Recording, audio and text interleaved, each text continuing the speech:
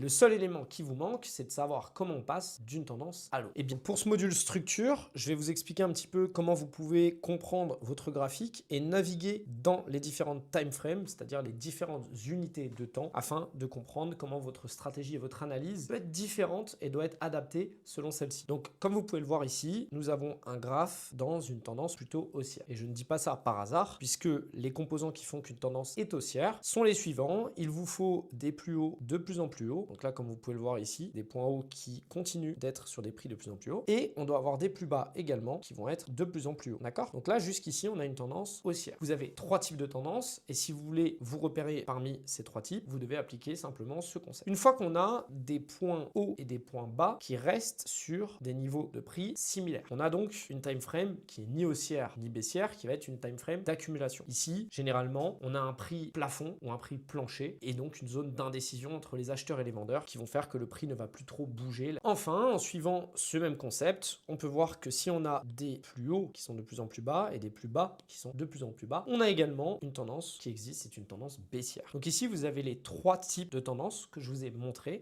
Ça vous permet de vous repérer et de savoir quand on va passer d'une tendance à l'autre. Et le seul élément qui vous manque, c'est de savoir comment on passe d'une tendance à l'autre. Et bien, comme vous pouvez le voir ici, quand on a notre dernier plus bas qui est cassé et qu'on revient généralement toucher ce plus bas avec un plus haut, eh bien ça veut dire qu'on a réellement fait un choix différent dans la tendance et qu'on a des ordres qui vont partir vers le bas.